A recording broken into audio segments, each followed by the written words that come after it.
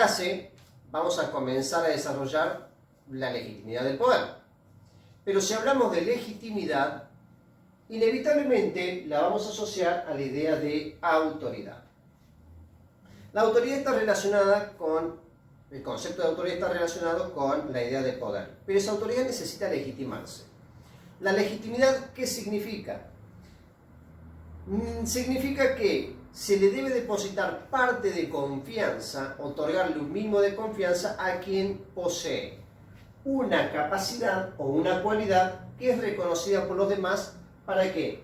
Para que puedan aceptar su mando, ¿sí? Por lo tanto, la autoridad va a ser quien ejerce esa capacidad de mando y la legitimidad va a ser la creencia en esa autoridad o en ese grupo de personas que van a tener el poder.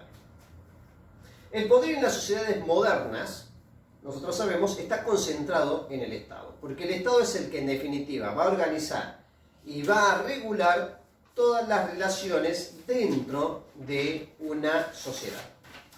Ahora bien, el Estado puede ejercer una fuerza y de hecho es el único que se preserva para sí el uso de la fuerza. Y ese Estado también utiliza instrumentos como las leyes que obligan un cumplimiento para toda la sociedad. Si nosotros pensamos en un contexto de pandemia como el que estamos viviendo, es el Estado el que da una orden utilizando un instrumento como una ley, ¿sí? Un decreto ley, entonces por lo tanto da una orden que obliga a cumplimiento del resto de la sociedad. Pero ¿cómo lo va a cumplir? ¿O cómo va a controlar, mejor dicho, el Estado ese cumplimiento? A través del uso de la fuerza, como puede ser tanto la policía, pensemos en una policía provincial, como fuerzas federales a nivel nacional, como puede ser la Policía Federal, Gendarmería, etcétera, etcétera, etcétera. Pero bien, como veníamos viendo hasta acá, la política entendida, como nosotros vimos desde el inicio de la materia, la política siempre es entendida como lucha y conflicto. Pero no tan solo queda en esa lucha y el conflicto, sino que busca consensos. Y eso se va a lograr, ese consenso se va a lograr respetando siempre las diferentes ideas que están presentes dentro de una sociedad. Si nosotros imaginémonos en la sociedad argentina, en un contexto de pandemia, vuelvo con el ejemplo anterior, como el que estamos viviendo. Si tuviéramos que ponernos de acuerdo de cuál va a ser la política a seguir, 40 millones de personas, no nos podemos juntar y no nos podremos poner de acuerdo nunca. Por eso es que nosotros delegamos un poder ¿en quién? En la autoridad. ¿Por qué? Le dimos la capacidad de mando y por lo tanto ellos deben responder porque la sociedad en su conjunto mayoritariamente le reconoce una cierta capacidad de mando. Ahora bien, quien ejerce el poder, quien está ejerciendo y haciendo uso de esa autoridad, ¿sí?, no lo hace según su propia perspectiva, sino que busca representar al resto de la sociedad. Pero ¿cómo lo va a hacer? A través de una forma de pensar y de sentir, lo que nosotros llamamos ideología. Pero, ¿qué es una ideología? Dice la definición que la ideología es el conjunto de ideas fundamentales que caracteriza el pensamiento de una persona o una colectividad o una época. Por lo tanto, toda ideología tiene rasgos identitarios que no siempre son visibles para quienes no adscriben al mismo. Dicho de otra forma, la ideología es la que en definitiva va a empezar a crear lo que nosotros llamamos las teorías del poder. ¿Por qué? A lo largo de la historia, y acá si nos remitimos, como habrán estudiado en historia de cuarto año, a lo largo de la historia, la concepción del poder fue cambiando, ¿sí? No para todos el poder es entendido de la misma forma.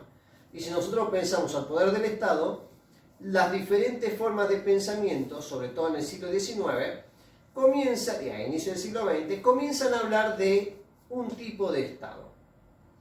Pero nosotros, para poder entender el proceso de conformación de esas ideas, debemos remitirnos mucho más atrás en el tiempo e incluso llegar hasta el siglo XV, XVI, donde vamos a encontrar personajes como Maquiavelo que van a empezar a hablar sobre el poder y la forma de entender al mismo. Pero incluso para poder irnos un poquito más atrás y poder entender cómo entienden al poder y la función del Estado, debemos mirar a esto.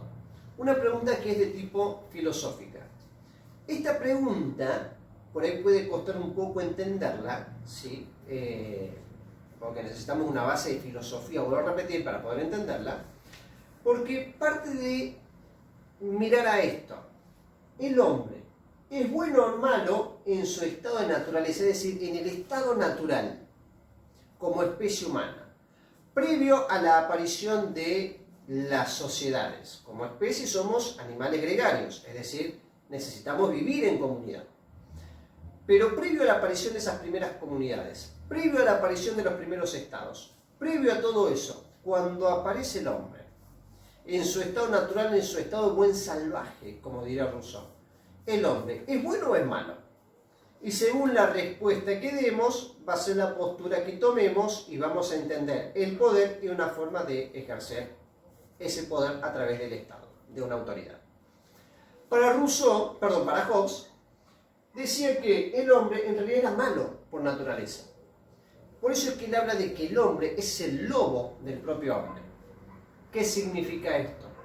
De que el hombre tiene implícito en sí mismo el deseo de violencia, de matar, de agredir. Por eso es que él habla de que es el lobo del propio hombre. Por lo tanto, dice Hobbes, si el hombre es malo en su estado de naturaleza, lo que mejor podría garantizar una convivencia armónica y pacífica sería una monarquía. ¿Por qué? Porque como sociedad, como individuo, le otorgamos nuestra propia voluntad, la sometemos a una voluntad superior. Ese superior que va a tener esa voluntad es, por ejemplo, el monarca. Perdón. Para Rousseau, va a decir lo contrario de Hobbes. Para Rousseau el hombre es bueno en realidad por naturaleza.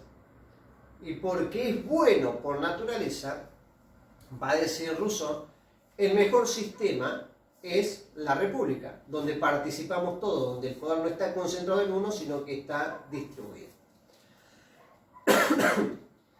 Ahora bien, si nosotros seguimos un poco la idea de Rousseau y esta idea de república, Rousseau dice que el hombre ciertamente en un punto, y en esto coincide con Hobbes, en un punto se vuelve malo, entre comillas. Pero ¿qué es lo que despierta ese estado de maldad o hace que se pierda ese estado de buen salvaje? Justamente la sociedad.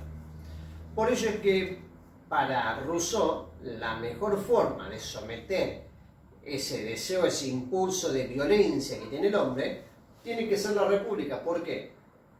La búsqueda de consensos, la búsqueda de acuerdo, va a llevar a que en definitiva todos quedemos satisfechos con lo que se resuelve. Por lo tanto, el poder siempre va a necesitar adhesión, pero también va a encontrar resistencia. La tensión entre la adhesión y la resistencia es lo que nosotros vamos a llamar consenso. ¿Por qué?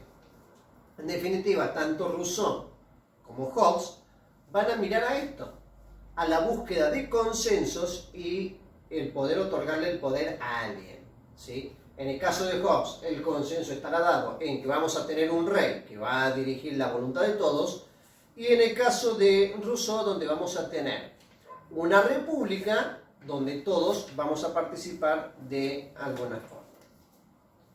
Ahora bien, a lo largo del siglo XX, la idea del poder va a girar en torno a dos tipos de dominación. Una va a ser la dominación ideológica y otra la dominación burocrática. Y es acá donde aparecen dos pensadores como son Hannah Arendt y Michel Foucault. Hannah Arendt habla de qué? De las relaciones entre el poder y la obediencia. Ella va a decir, a lo largo de su obra, y como lo van a ver ustedes en el libro de Ciudadanía y Política, ella va a centrar su estudio en esto: la dominación y la obediencia. ¿Por qué obedecen los que obedecen y por qué mandan los que mandan? Pero se va a centrar sobre todo mirando a su época, al siglo XX, y sobre todo a la Alemania previa a la Segunda Guerra Mundial, es decir, desde el surgimiento del nazismo. Y acá es donde ella plantea esta idea. Si el uso de la fuerza, es decir, de la violencia, termina generando obediencia o por el contrario, termina, vuelvo a la placa anterior, generando resistencia.